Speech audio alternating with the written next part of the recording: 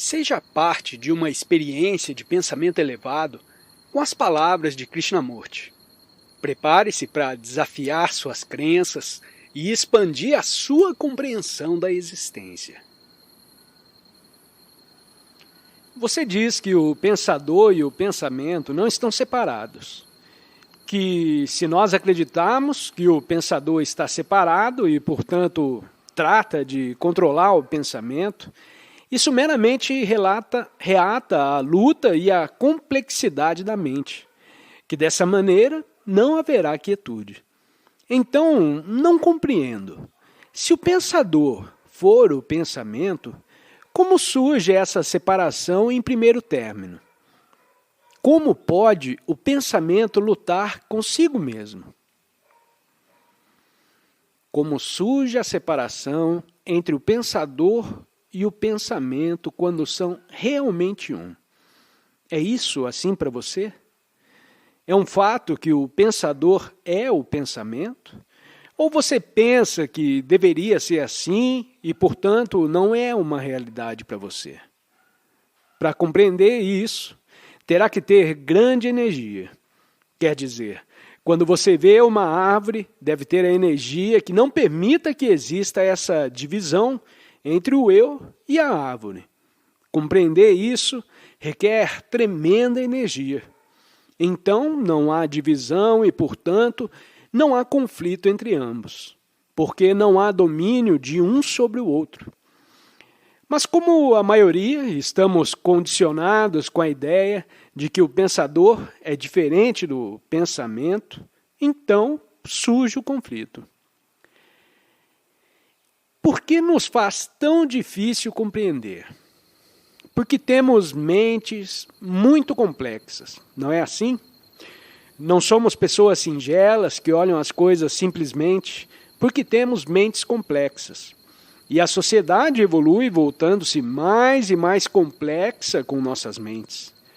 A gente tem que ser muito singelo para poder compreender algo muito complexo.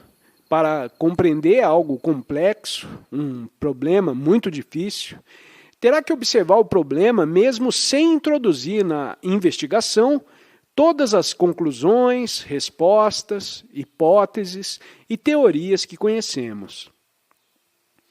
Quando vocês olham o problema, sabendo que a resposta está no problema mesmo, a mente se torna muito singela. A simplicidade está na observação e não no problema, o qual pode ser complexo. Como posso ver a totalidade da coisa, tudo, como uma unidade? Estamos acostumados a olhar as coisas fragmentariamente, a ver a árvore, a esposa, o escritório, o chefe, tudo separado, tudo em fragmentos. Como posso ver o mundo do qual sou parte, completa e totalmente, não em divisões? Agora, simplesmente escute, Senhor. Simplesmente escute. Quem vai responder essa pergunta? Quem vai lhe dizer como olhar? Quem fala? Você formulou a pergunta e espera uma resposta. De quem? Se a pergunta é realmente muito séria, e não estou dizendo que seja errônea, então qual é o problema? Em tal caso, o problema é: não posso ver as coisas totalmente porque eu miro tudo em fragmentos. Quando é que a mente olha as coisas em fragmentos? Por quê? Amo minha esposa, odeio meu chefe. Compreende? Se ama minha esposa, devo amar também a todo mundo, não? Não digam que sim, porque vocês não amam as suas algemas nem os seus filhos. Não os amam, embora falem isso. Se amassem as suas algemas e a seus filhos, educariam-nos de forma diferente. Ocupariam-se deles não tão somente financeiramente, a não ser de outro modo. Só quando há amor, não existe divisão. Compreende, Senhor? Quando você odeia, há divisão. Porque então está ansioso, É ambicioso, invejoso, brutal, violento. Mas quando ama, não com sua mente, o amor não é uma palavra.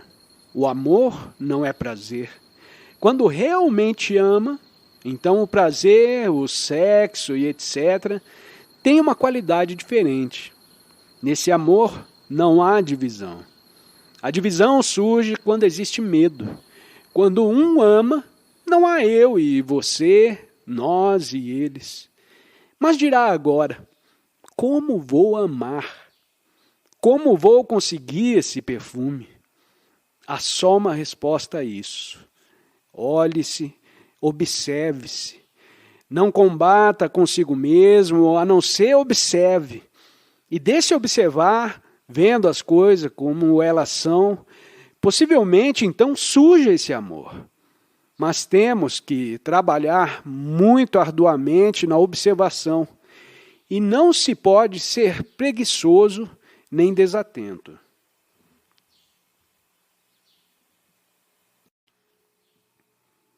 Ao observar as condições prevalecentes no mundo, vemos o que ocorre. Revoltas estudantis, prejuízo de classe, conflito entre o negro e o branco, as guerras, a confusão política e as divisões causadas pelos nacionalismos e as religiões. Também nos damos conta do conflito, da luta, da ansiedade, da solidão e do desespero, da falta de amor e do medo. Por que aceitamos tudo isso? Por que aceitamos o ambiente social e moral quando sabemos muito bem que é totalmente imoral? Porque vivemos desse modo, se sabemos tudo isso, não emocional ou sentimentalmente, a não ser mediante a observação do mundo e de nós mesmos. Porque é que nosso sistema educativo não produz verdadeiros seres humanos, a não ser entidades mecânicas treinadas para aceitar certos empregos e finalmente morrer? A educação, a ciência e a religião não resolveram absolutamente nossos problemas.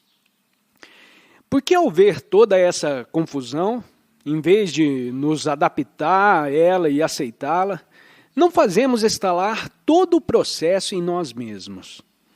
Acredito que devemos nos fazer essa pergunta observando a confusão serenamente, firme o olhar, sem julgar nem avaliar, e não intelectualmente nem com o fim de olhar algum Deus, alguma realização ou alguma peculiar felicidade que indevidamente conduz a toda classe de escapamentos. Como pessoas adultas que somos, devemos nos perguntar por que vivemos dessa maneira. Viver, lutar e morrer. E quando formulamos essa pergunta seriamente, com plena intenção de compreendê-la, então as filosofias, as teorias e ideias especulativas não têm capacidade absolutamente.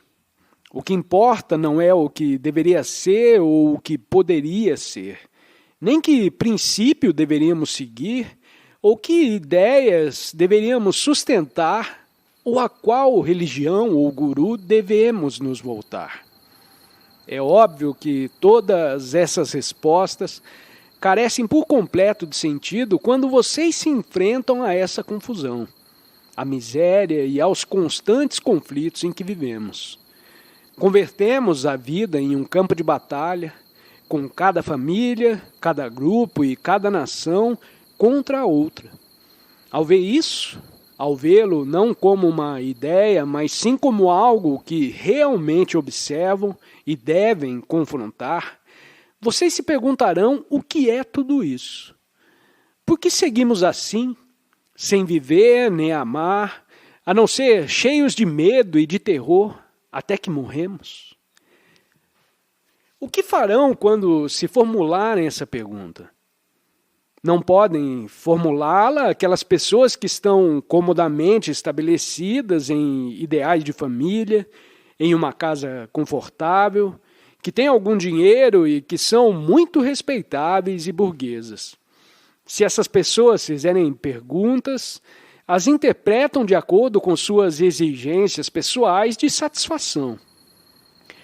Mas como este é um problema muito humano e comum, que toca a vida de todos nós, ricos e pobres, velhos e jovens, por que então vivemos essa vida monótona, sem sentido, indo ao escritório e trabalhando em um laboratório ou uma fábrica durante 40 anos, engendrando uns quantos filhos, os educando em forma absurda, para logo morrer? Acredito que devemos nos fazer essa pergunta com todo o nosso ser, se é que queremos descobrir a resposta. Então podemos passar a nos perguntar se os seres humanos puderem alguma vez trocar radical e fundamentalmente, de maneira que sejam capazes de olhar o mundo em forma nova, com olhos diferentes, com um coração diferente, não mais cheios de ódio, de antagonismo, de prejuízos raciais, a não ser com uma mente que seja muito clara, que tenha tremenda energia.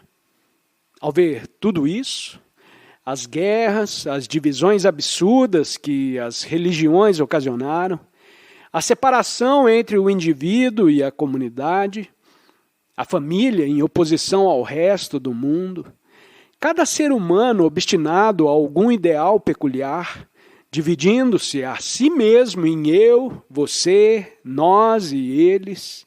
Ao ver tudo isso, objetiva e psicologicamente, fica sozinho uma pergunta, um problema fundamental. Se a mente humana, que está tão excessivamente condicionada, pode mudar. Não em alguma futura encarnação ou ao final da vida, a não ser mudar radicalmente agora, de modo que se converta em uma mente nova, fresca, jovem, inocente, aliviada de sua carga, para que assim saibamos o que significa amar e viver em paz. Acredito que esse é o único problema. Quando for resolvido, todo outro problema econômico ou social, todas essas coisas que nos conduzem à guerra terminarão e haverá uma estrutura social diferente.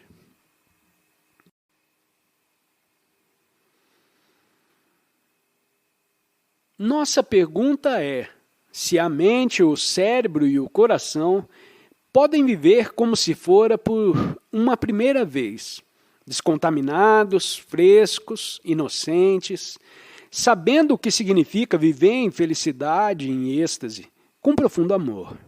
Vocês conhecem o perigo que há em escutar questões retóricas. Esta não é uma questão retórica absolutamente. Trata-se de nossa vida. Não estamos interessados em palavras ou ideias. A maioria de nós estamos apanhados em palavras, sem jamais compreender profundamente que a palavra nunca é a coisa, que a descrição nunca é a coisa descrita. E se pudermos, durante essas conversas, tratar de compreender esse fundo problema de como a mente humana, que inclui, já ouvimos, o cérebro, a mente e o coração, foi condicionada através dos séculos pela propaganda, o medo e outras influências. Então poderemos perguntar se essa mente pode sofrer uma transformação radical, de modo que o homem seja capaz de viver pacificamente em todo o mundo, com grande amor, com grande êxtase e com a realização daquilo que é incomensurável. Esse é nosso problema. Se a mente, que está tão recarregada de lembranças e tradições, pode fazer surgir dentro de si mesmo, sem esforço, luta ou conflito, a chama que queime os resíduos de ontem. Nos havendo formulado essa pergunta, que estou seguro se faz toda pessoa séria e reflexiva, por onde começamos? Começamos com o exterior, com a mudança no mundo burocrático, na estrutura social? Ou começamos com o interno, Isso é o psicológico. Vamos considerar o mundo exterior com todo o seu conhecimento tecnológico, as maravilhas que o homem realizou no campo científico. Começaremos por ali para levar a cabo uma revolução? O homem já o tentou muito. Há dito, quando trocarmos as nossas externas radicalmente, como tem feito todas as revoluções sangrentas da história, então o homem trocará e será um ser humano feliz. A Revolução Comunista e outras revoluções têm dito, vamos produzir ordem no externo e haverá ordem no interno. Também tem dito que não importa se não houver ordem interna, o que importa é que tenhamos ordem no mundo exterior, uma ordem ideal, uma utopia em nome da qual milhões foram assassinados. Portanto, comecemos com o interno, com o psicológico. Isso não significa que devemos deixar permanecer como está a presente ordem social com toda a sua confusão e desordem. Mas há acaso divisão entre o interno e o externo? Ou só há um movimento no qual existem o interno e o externo simplesmente como movimento, e não como duas coisas separadas? Considero muito importante, se tivermos que estabelecer uma comunicação que não seja só verbal, o uso do inglês como nosso idioma comum, e de palavras que compreendemos todos, que também possamos empregar uma classe diferente de comunicação, porque vamos penetrar muito profunda e seriamente nas coisas. Portanto, deve haver comunicação no verbal e além do verbal. Tem que haver comunhão, o qual implica que todos estamos profundamente interessados, que atendemos e olhamos esse problema com afeto e com o empenho de compreendê-lo. É necessário, pois, que, além da comunicação verbal, tenhamos também uma comunhão profunda na qual não haja acordo ou desacordo. O acordo e o desacordo não devem surgir nunca, porque não estamos tratando com ideias, opiniões, conceitos ou ideais, mas sim estamos interessados no problema da transformação humana. Nisso, as nossas opiniões carecem de todo valor.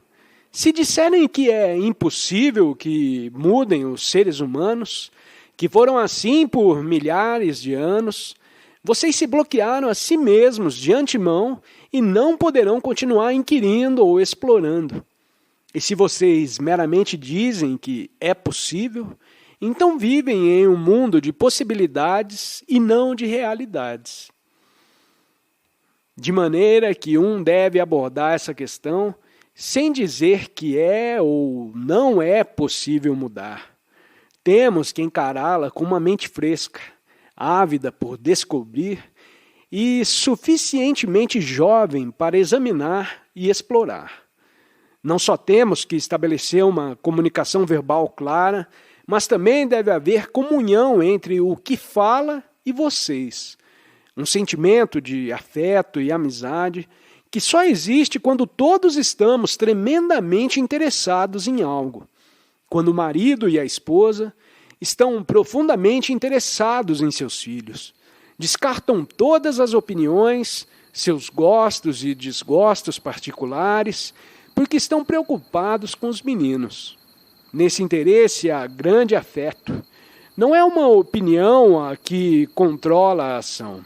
Igualmente, deve haver esse sentimento de comunhão profunda entre vocês e o que fala, de maneira que todos estejamos confrontados ao mesmo problema, com a mesma intensidade e ao mesmo tempo.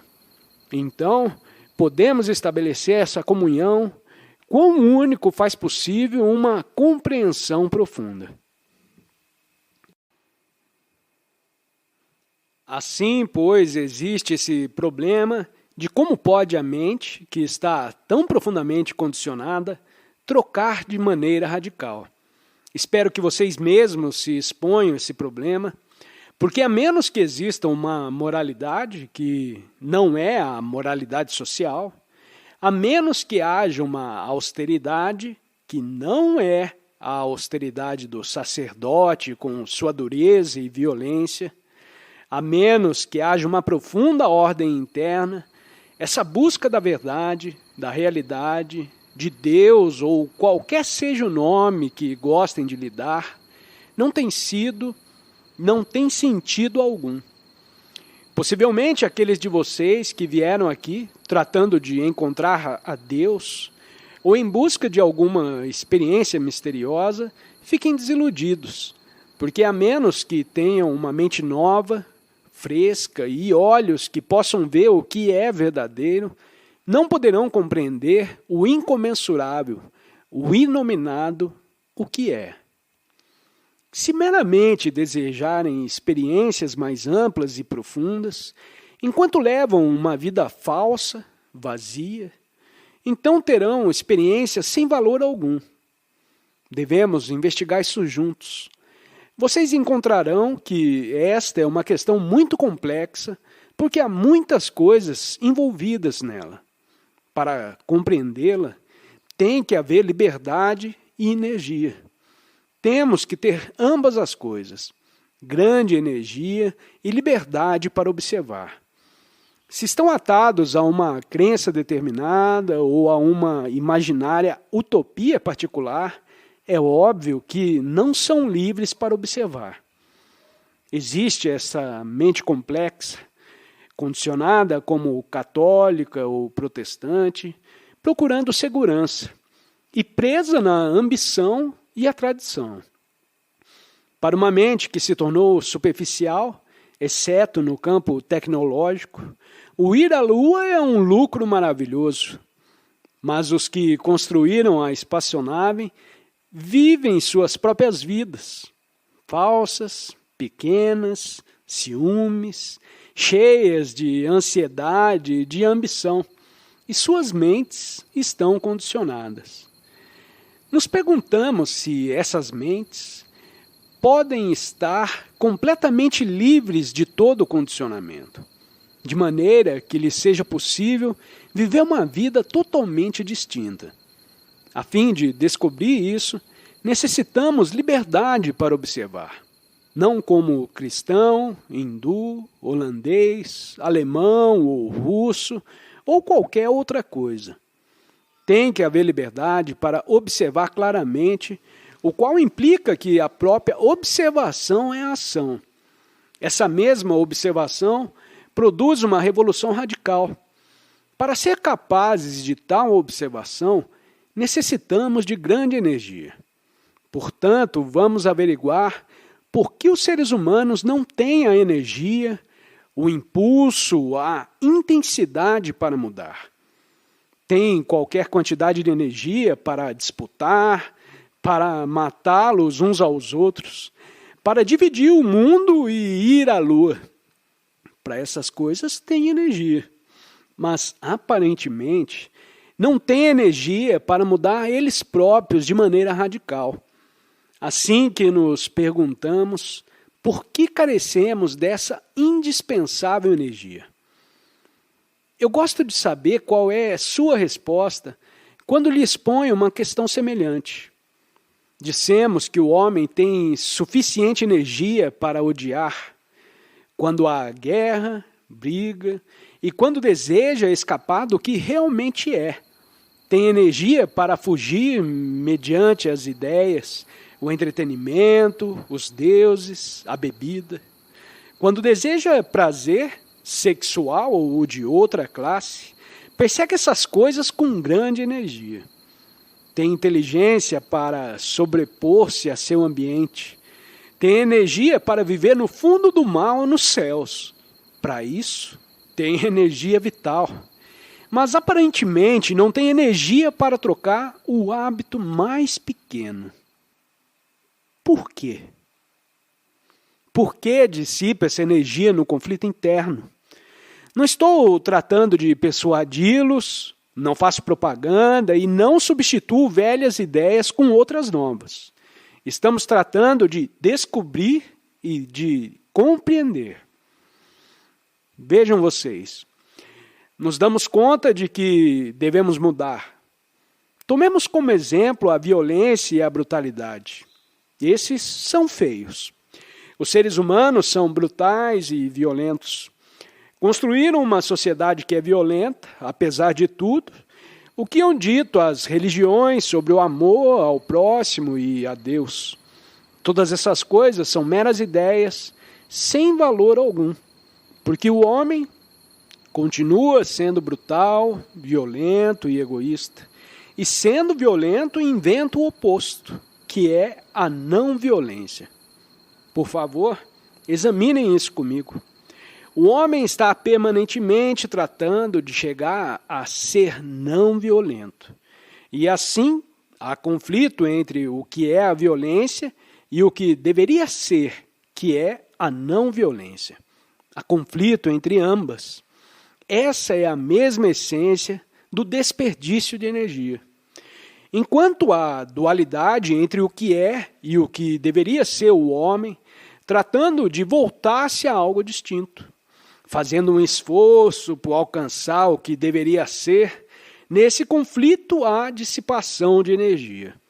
Enquanto há conflito entre os opostos, o homem não dispõe de energia suficiente para transformar. Por que devo ter oposto algum, como a não violência, como ideal? O ideal não é real, não tem sentido e só conduz a diferentes formas de hipocrisia, como o ser violento e pretender não sê-lo. Ou se disser que você é um idealista e que, eventualmente, chegará a ser pacífico. Esse é um grande pretexto, uma desculpa, porque tomará muitos anos deixar de ter violência. Na verdade, pode ser que isso nunca ocorra. Enquanto isso, segue sendo hipócrita e violento, de modo que, se pudermos, não em abstrato, a não ser realmente descartar por completo todos os ideais e só tratar com o fato, que é a violência, então não há desperdício de energia. É muito importante compreender isso, que não é uma teoria particular do que fala. Enquanto o homem viva no corredor dos opostos, terá que desperdiçar energia e, portanto, não poderá se transformar. Para continuar a sua busca por conhecimento, clique em um dos 2 vídeos sugeridos na tela. Desafie a sua mente. Compartilhe suas reflexões nos comentários e não se esqueça de se inscrever no canal para receber mais insights. Até a próxima jornada!